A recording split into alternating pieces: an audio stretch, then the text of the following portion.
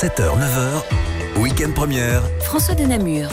Partons à la découverte de l'aquaponie, un système d'agriculture par les poissons. Et oui, pour en parler avec nous ce matin, Laurence Vanner, cofondatrice de la SBL Aquaponie Bruxelles. Bonjour.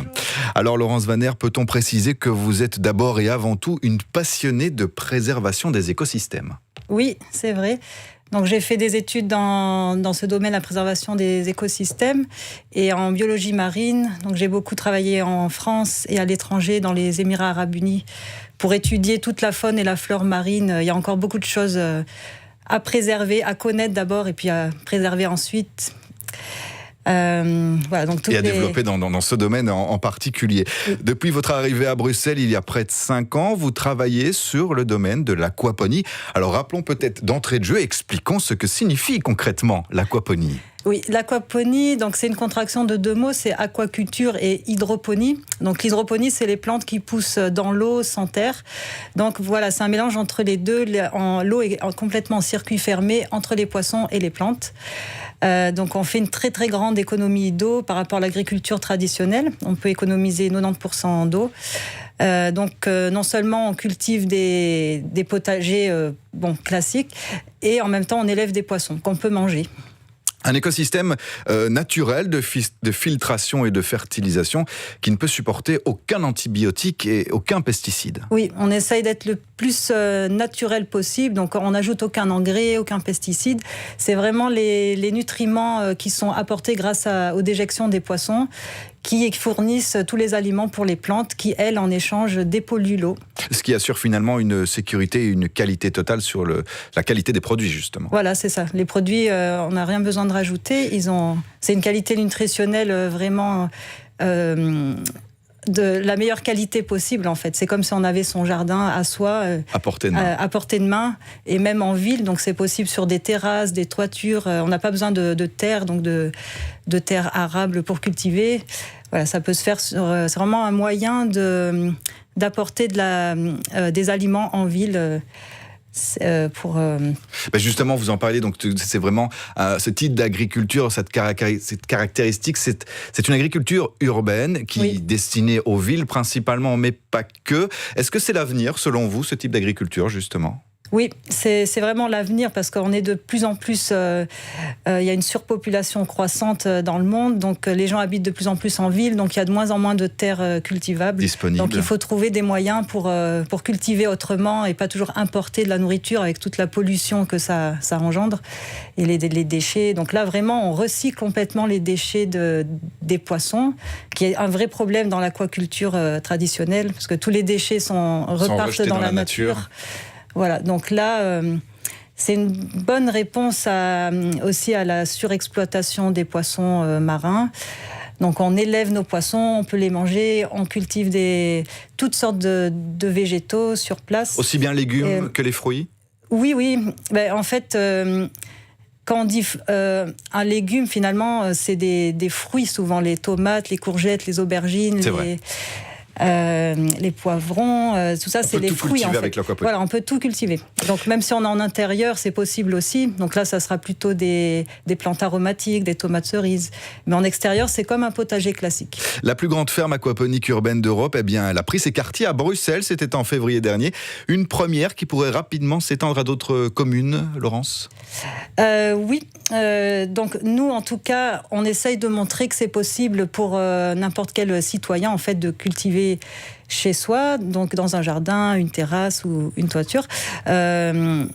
Donc voilà, on en a fait une là, comme vous voyez sur la photo, à Uccle. C'est destiné autant aux particuliers qu'aux entreprises, alors ? Oui, voilà, les entreprises peuvent très bien avoir ce genre de culture en aquaponie. Je rappelle que les photos d'ailleurs sont disponibles en direct sur notre site Ovio pour celles et ceux qui veulent aller voir en direct. Oui. Donc on peut adapter la taille à la taille qu'on a disponible, mais ça peut être aussi en hauteur. Si on n'a pas beaucoup de place, on peut avoir plusieurs étages de culture. Et par rapport à l'agriculture traditionnelle, on peut cultiver beaucoup plus en fait sur une même surface parce que les légumes peuvent être très serrés en fait. Comme les racines sont directement dans l'eau, donc elles n'ont pas besoin d'aller s'étaler pour chercher les nutriments. L'eau est à disposition avec tous les nutriments qu'il faut en permanence. En permanence, voilà. Ce type de projet répond notamment à une tendance forte actuelle depuis quelques années. C'est vrai que les consommateurs exigent en effet une nourriture plus saine. Oui, c'est ça. Donc là, on cultive chez soi, on a moins d'emballage, moins de toutes les pollutions qu'engendre en fait la grande distribution. Et donc c'est vraiment, on peut se demander si ça a le goût de poisson, mais ça n'a pas du tout le goût de poisson en fait, parce que tous les nutriments sont là pour les plantes. C'est une fausse idée. Voilà. C'est surtout le soleil en fait qui apporte le goût plus que la terre. Les activités de votre ASBL sont multiples dans ce domaine, de la conception au suivi de ce système aquaponique. Oui. Vous organisez également des ateliers d'initiation et des formations. Voilà, on a plusieurs formules. Donc, il y a des formations sur toute la journée pour les gens qui veulent apprendre à concevoir son système pour installer chez soi et à l'entretenir. Et voilà, on voit vraiment en détail les matériaux qu'on peut utiliser, comment bien s'occuper du vivant, en fait, des poissons et des plantes. Et on fait des ateliers un peu de team building sur 2 heures où on apprend à construire un petit modèle d'intérieur. Mais déjà, ça donne des pistes pour pouvoir le faire chez soi. Et on fait des visites aussi de nos 3 systèmes à Anderlecht, à Etterbeek et à Uccle. Voilà. Super, un projet en tout cas innovant et unique en son genre. Et aussi des animations pour les enfants. Donc soit on va en classe avec un petit modèle, soit les enfants viennent autour de nos systèmes. Et voilà, c'est vraiment au niveau de la pédagogie que peut apporter l'aquaponie, il y a plein de choses en fait. Le cycle de la vie, les écosystèmes, plein de choses à découvrir avec ce type d'innovation et d'agriculture urbaine, c'est l'aquaponie. Voilà, une nouvelle agriculture urbaine en symbiose, en tout cas avec l'environnement. Laurence Vanner, merci beaucoup d'être passée dans le studio ce matin. Je rappelle que votre site internet est disponible au www.aquaponie. On a une formation jeudi, si ça intéresse des auditeurs. Ah ben voilà, rendez-vous sur aquaponiebxl.be. Merci beaucoup, très bonne matinée. Merci. Week-end première.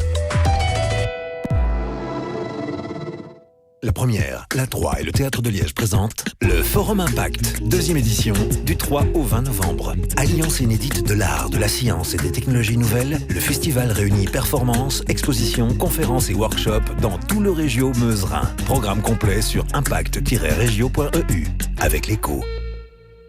La Première présente Antica Namur. Le rendez-vous des amateurs d'art et d'antiquité. Du 10 au 18 novembre à Namur Expo. Sculptures, tableaux modernes et anciens, mobilier d'exception, bijoux et objets vintage. Venez admirer les pièces uniques des 130 galeries belges et internationales dans des décors somptueux. Plus d'infos sur antica.be. Avec le soir. Et à 8h30, c'est l'essentiel de l'info avec Mariam Allard. Bonjour Mariam. Bonjour. Oui ou non à l'indépendance qu'ont choisi les Néo-Calédoniens. Les